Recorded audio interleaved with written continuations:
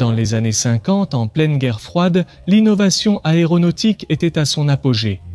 À cette époque, le Ryan X-13 Vertiger a été conçu en réponse aux besoins tactiques du moment. L'armée de l'air des États-Unis recherchait des avions capables d'opérer depuis des zones restreintes, loin de la portée des attaques ennemies. Pour atteindre cet objectif, Ryan Aeronautic a conçu un appareil extrêmement compact, équipé d'un turboréacteur Rolls-Royce Avon, qui produisait suffisamment de puissance pour soulever l'avion à la verticale. L'idée était de démontrer qu'il était possible de fabriquer un avion à réaction capable de faire cela, mais seuls 2 prototypes ont été construits qui ont servi de base à d'autres appareils. Et nous allons découvrir cette histoire dans une nouvelle vidéo de l'Aéropédie de monde de l'aviation.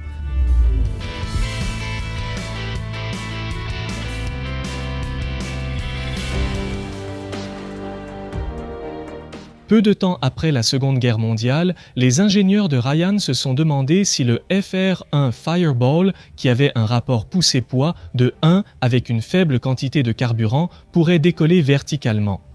L'idée était qu'en cas de guerre nucléaire, tous les aérodromes et pistes d'atterrissage seraient détruits et le décollage horizontal conventionnel deviendrait impossible.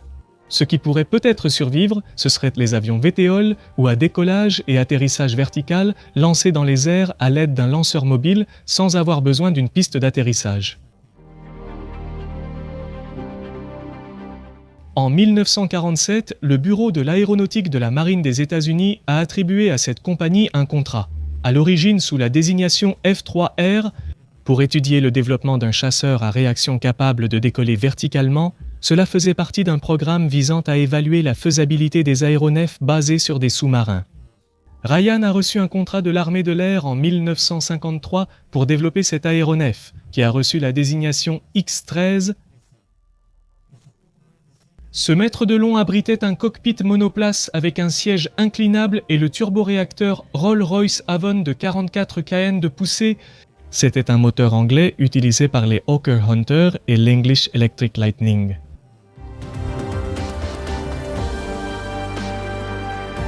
Les commandes de tangage et de lacet pendant les glissades étaient assurées par la poussée du moteur, tandis que le contrôle du roulis était effectué à l'aide de petits propulseurs situés à l'extrémité de chaque aile.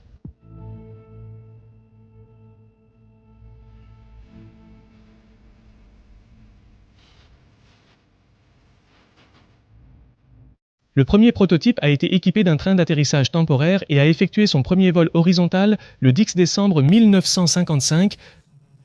Plus tard, il a effectué des conversions complètes d'attitude horizontale à verticale et vice-versa, mais en altitude. Ensuite, le premier prototype a vu son train d'atterrissage remplacé par un cadre monté sur la queue qui le maintenait en position verticale au sol. Avec cet équipement, des exercices d'accrochage étaient réalisés. Force aérienne, c'est là.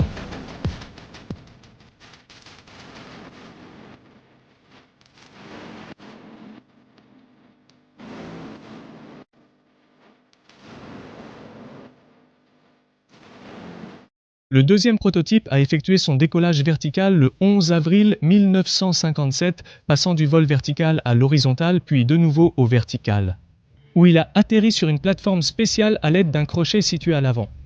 En juillet de cette année-là, le X-13 a fait une démonstration à Washington DC, traversant le fleuve Potomac et atterrissant au Pentagone.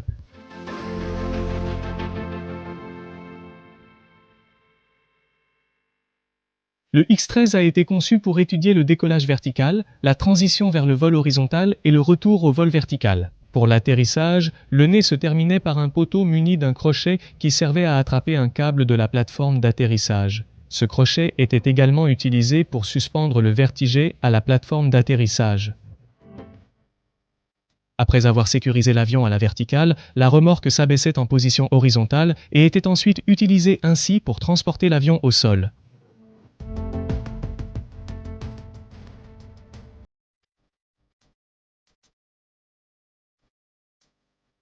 Il s'agissait d'un modèle monomoteur conçu par Alan Delta avec un poids maximal au décollage de 3272 kg et une autonomie de 307 km avec les réservoirs de carburant internes. Sa vitesse maximale était de 560 km/h et il ne disposait pas d'armement, car il s'agissait d'un avion expérimental.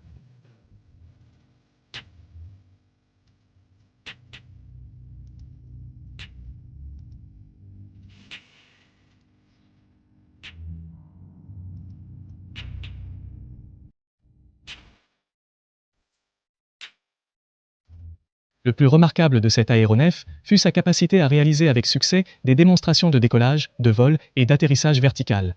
En 1957, les pilotes d'essai réussirent à faire voler l'avion depuis sa position verticale initiale, à effectuer des manœuvres horizontales et à revenir atterrir sur la plateforme.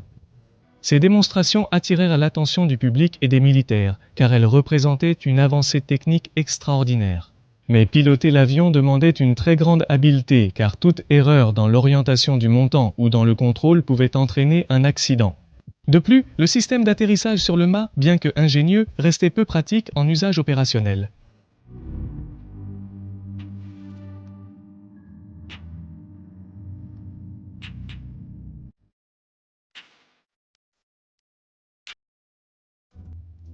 Malgré ses réalisations techniques, le Ryan X-13 n'est jamais entré en production. Les limitations de carburant, la manipulation compliquée et l'avancée d'autres technologies, comme les hélicoptères et d'autres avions à décollage vertical plus avancés, ont relégué le Vertijet au statut de prototype expérimental. Seuls 2 avions X-13 ont été construits et ils sont tous deux exposés. Le premier prototype se trouve au Musée national de l'air et de l'espace de l'Institut Smithsonian à Washington, D.C. et le second prototype est exposé au Musée de l'armée de l'air. L'avion possède une grande qualité de véhicules, un nombre important de véhicules, l'avion un grand nombre d'eux.